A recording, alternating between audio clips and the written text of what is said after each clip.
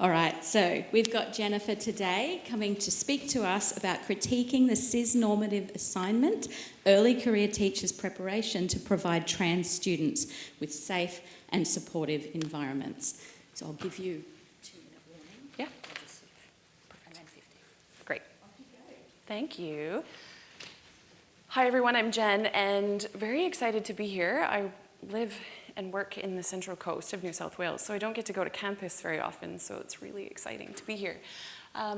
Another student supervised by the amazing Professor Liz and Dr. Lana McCarthy. And as you might notice, my title is a little bit different than that which is in the Book of Abstracts, and I'm at the stage where I'm trying on new titles. Feedback welcome later. So acknowledging country, I'd like to acknowledge the custodians of the land on which we meet today, as well as Dark and Young land, which is in the Central Coast, which is where I've been doing the majority of my writing, and extend my respects to all Aboriginal and Torres Strait Islander people, including those present today, and value the importance of their connection to land, sea, sky, and community, and pay my deepest respects to elders past, present, and emerging. So I had a research aim, and not dissimilar to David's went through, I think I have had 6 supervisors, and sorry. They've come and gone, and as the supervisors come and go, I kind of start from scratch, where a supervisor comes in and says, no, no, no, you should do this. And I found myself in this place where I had this very unfortunate potpourri of methods and literature and aims and objectives. And Liz came in, and I must say she kind of saved the day, and she said, well, here's a method that's really good at bringing all of these things together. And I'll be talking a little bit about the method and why it's important to this kind of process that I've gone through. But overall, and my research aim has changed, my overall research aim at the moment is to explore how primary teacher education prepares primary teachers in Australia to disrupt cisnormativity and support trans students. And you can see that cisnormativity is in bold there because it's a word that a lot of people aren't familiar with, so I thought I'd define it. Cisnormativity is the assumption that all individuals' gender identity aligns with the sex that they were assigned at birth. So you were born, you were assigned a sex. Sometimes people think that it's just obvious, sometimes it's not. And that the gender that we identify with, so do we think that we are a man or a woman or transgender or non-binary, and that alignment we assume sometimes, which we know, of course, that a certain proportion of the population does not have a gender identity that aligns, and that we also know that cisnormativity is entrenched in education. As a Canadian, I was surprised that there were like boys' schools and girls' schools, and there were boy uniforms and girl uniforms. And coming here, that was so apparent to me, and as a parent of 3 children, seeing how those policies and practices around gender play out. So things like gendered admissions and dress codes and segregated sports teams, and even sometimes segregated sports, like girls play this sport and boys play that sport. And curricula that reinforce gender norms through language and through narratives. And also physical architecture of schools, like binary bathroom facilities and locker rooms. And we know that teachers play a really critical role in either disrupting cisnormativity or perpetuating cisnormativity. So this is a really complicated slide, and we're gonna walk through this together. So I was really interested in exploring cisnormativity as a construct, but then also what kind of makes it that way in the first place, and what's the next step? If there is cisnormativity, what happens then? So the first part is around rigid masculinity. And that was really interesting to me. When I started this journey, Liz said to me, you should explore this through a feminist approach. And I said, really? Because sometimes feminism is about binary gender. Should I? And then of course she was right. So I did more reading, and I found out that actually rigid masculinity and feminism are such interesting ways to explore this topic. So that rigid masculinity and rigid gender norms According to Irving and Flood in 2018, they did the man box research about what it means to be a man in Australia. And they said things like, being a man in Australia is about self-sufficiency and dominance and acting tough and being physically attractive and sticking to rigid gender roles and being heterosexual and having sexual prowess and using aggression to resolve conflicts, like small ass, right? That's huge. And what they also found was that that's harmful to every gender. So not only is rigid masculinity toxic to men and other people, it's related to things like addiction, social isolation, mental health issues, as well as things like domestic violence, violence against women, children, and other men. So rigid masculinity is actually dangerous to everyone. That was fascinating to me. One of the things that rigid masculinity also leads to is the idea that the world is cisnormative. So if we say men act like this and women act like this, we're not leaving space for anyone else. Also, it creates this idea that being cisgender is normal and it's natural, and that marginalizes trans people and non-binary identities, which comes into this big box with the word moral panic inside of it. And moral panic is what happens to society when we have a change or a threat to our social value system. Sometimes it's around gender.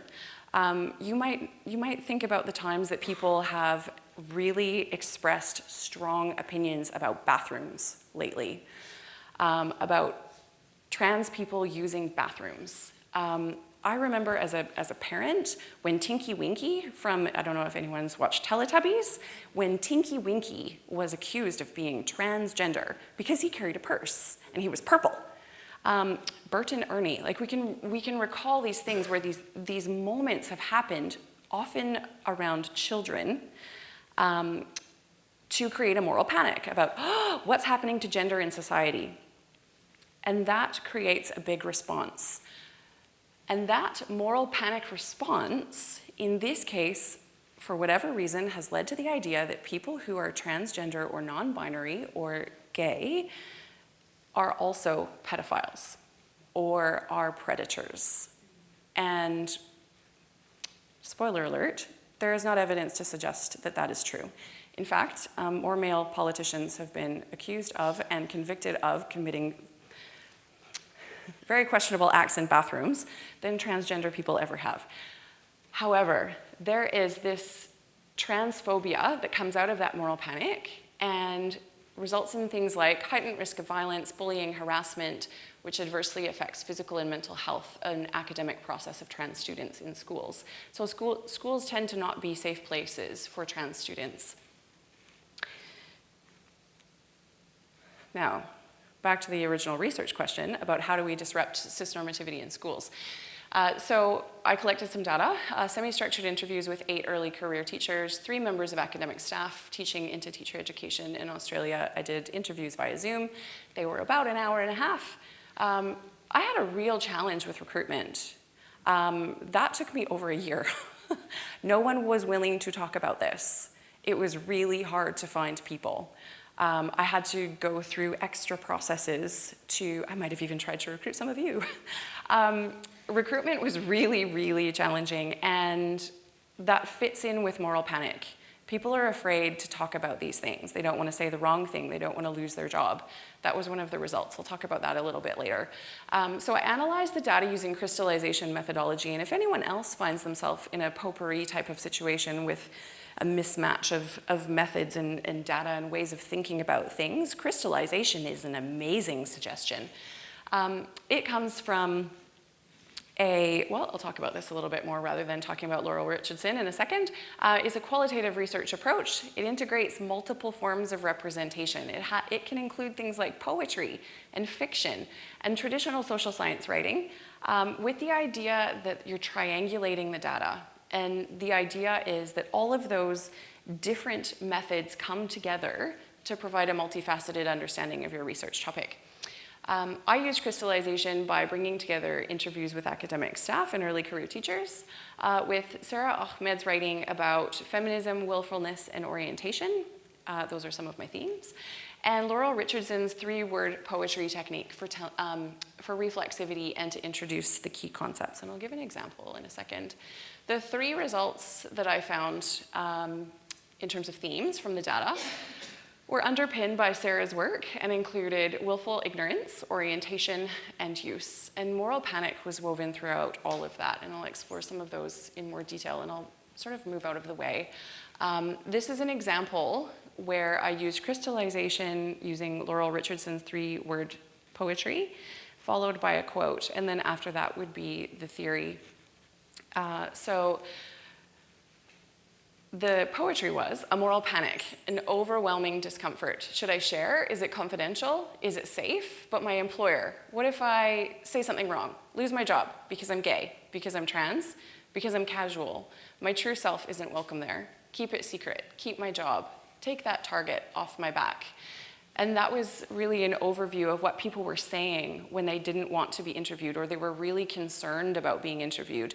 They were also really concerned about describing their experiences as a teacher, or kicking back if they saw something that was transphobic in a classroom, saying something about it because they were gay, or they were trans, or they were casual, and they were worried about that. One participant, we'll call her Bailey, said, but the school did send out a letter from the principal asking parents to fill in a petition to support faith-based schools to hire or fire based on a teacher's sexual orientation, or that sort of thing. So basically, faith-based schools should be allowed to do what they want because, you know, they want teachers to represent the views of the school. So that context of moral panic of what could these teachers do if they're gay? Are they predators? That was infused in that quote. The second one was around curricula and experiences at school. Another moral panic at my school. Not that bathroom, don't wear that. Can't teach that, turning our kids shape-shifting into rainbows. Protect the children from trans agenda. Protect natural order. So one participant who was an early career teacher said, a dad started yelling at me in the parking lot. His daughter had complained to him about another student, one of the students that was assigned male at birth and now identifies as female. The daughter had complained to him about her using the girls' bathroom at school. The dad was complaining about that student using the girls' bathroom. He said he needed to protect his daughter from her, and he was going to cause hell if she kept using them. So after exploring the idea of moral panic that underpins all of these things, the first real theme that came out was around willful ignorance, and that's Sarah Ahmed's writing. And what willful ignorance, which apparently is a huge tongue twister, is about is the intentional decision to overlook or ignore information that challenges one's beliefs or understanding. Deliberate, institutional, systemic refusal to acknowledge, recognize, or understand certain forms of knowledge, experience, or realities. And in this particular instance, the lived experience and knowledge about gender diversity and trans people. None of the early career teachers that I interviewed said that they were prepared to provide safe spaces for gender diverse students, and none of them said that they were prepared to disrupt cisnormativity in the classroom. One teacher said, I can't remember learning anything about it. It's something that I don't know anything about, and I know that I wasn't prepared. I'm still not prepared. Another participant described a transphobic incident that was perpetuated against another teacher education student. And they said, the school thought that they were being a bit sensitive and over the top about it, and they were overreacting. The kids gave them a hard time. And the school and their mentor teacher weren't backing them either. It wasn't safe for them, and it also wouldn't have shown the kids that one was safe to come out or be gender diverse at that school. And a member of academic staff said, it's really awful. I feel like it's really like we're not doing this and we're not doing that sort of negative tone, but that's unfortunately how it is. And I know I could go and ask any of my current teacher education students how they would feel, and they would probably have no knowledge. They would not be confident. They would not be able to support the students or have any knowledge in terms of this whole topic, to be honest. So I don't feel that we're preparing them well at all before sending them into the workforce. The other theme that came out was around orientation. And that's the orientation of the spaces. So spaces, policies, practices designed to reinforce cisnormativity, making gender diverse people feel out of place. So Bailey said again, I don't have to deal with this because of where I work. Well, I've never had a student that's gender diverse, and I never will at this school because it's faith-based and it's an all-girls school. So if you decide you're not a girl, then I don't think you would go here anymore. Or I guess people just wouldn't come out if they wanted to stay in the school. Or their parents wanted them to stay, or whatever. We don't really talk about it here. Not that we wouldn't, just that we don't. I don't think we talk about it in the curriculum either. Marcus said, and Marcus was an early career teacher, he said, I don't feel as though I can bring my whole self to work, like I guess my straight colleagues could. I feel if teachers that are gay or teachers that are gender diverse, or I guess just different in general, could feel comfortable bringing their whole selves to work, even knowing that LGBTQ teachers can be fired just because of being gay or gender diverse or whatever, that is definitely something that I've struggled with. It's made me realize I wouldn't want to work in that system full time because personally I wouldn't feel safe. The last one in 10 seconds or less is what's the use? The dominant curriculum reinforces that cisnormativity is useful. It means that you get to do things in society in a way that is efficient and effective. You get to follow a well-worn path. Attempts to include gender diversity are often met with resistance, and that teachers who attempt this are seen as willful. For example, Marianne said, innovative and socially responsible pedagogies are often challenged by the people who are already on the job. Because I'm more experienced than you. I know how it works, I'm here for longer, so you have to do as I say. When you enter the job, your dreams are kind of washed up by the people who are already there. I feel that they're very stuck in their ideas. And every time I try to challenge them with new things, the response is often that it's very hard. So in summary, rigid gender expectations underpin cisnormativity, and both of them are harmful for every gender.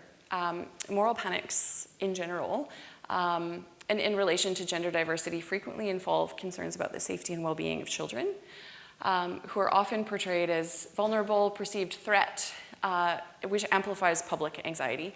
And data suggests that the measures that are used to protect children from the trans moral panic in school include the things that we've talked about, like willful ignorance, orienting spaces to fit cisgender people, and not using gender diversity curricula. And that is all. Thank you. Wonderful. Thank you so much, Jen, and such an incredibly topical and important topic. We've got room for 1.5 questions. That's okay, you take a bit longer on the next one up. So. You'd be surprised how fast the time goes. I know. Thanks, Jen, that was great. Now, your focus was on preparing new students, is that right? New teachers, yes. New teachers, sorry. Yes. I would put to you, though, that I think, for your research, stay with that, but I think that we really need to be thinking with, that we need to be re-educating existing teachers, because those new teachers are going to be absorbed in the system, and if they don't have good what do you call them, role models, then it's just going to be wasted. We don't know what we're doing at my school, so yeah, it'd be great if it could be extended. Sorry. Oh. Have you got any answer? Any suggestion for that? No, I completely agree, and that's part of what they were experiencing, the new teachers were experiencing, was it's so hard to do what they know in a school where they're experiencing such resistance, as well as that social attitudes, I hope, are changing over time, and people who would have trained earlier, they wouldn't have gotten education, social attitudes were really different. It is a CPD concern, absolutely. Oh, thank you. That's a great presentation, and as she mentioned, it's a timely presentation. I research as well. So my question is did you consider particular gender types like LGBTQ, or because as far as I heard, I searched earlier, there are around 70 plus, or now studies are saying 107 plus gender types are there. So you narrow it down to a particular gender type, so. Good question. And I thought a lot about language because so many groups have different ways that they want to identify And I didn't want to be reductionist in how I described people. So I think I've got like 3 or 4 pages. Sorry, ignore it. I think I've got quite a few pages talking about all of the different identities and how, for the purposes of this research, I'm making a choice to refer to people as trans with an asterisk, meaning it can be anything, like non-binary, trans, two-spirit, like so many options and all-inclusive. Thank you. We'll do one more short, thank you. Yeah. We'll all chat at morning tea. Yeah. So it's really a bit of an observation. You said from your Canadian experience. While I was doing my teacher training, I was at a faith-based school in the UK, so it's a while ago.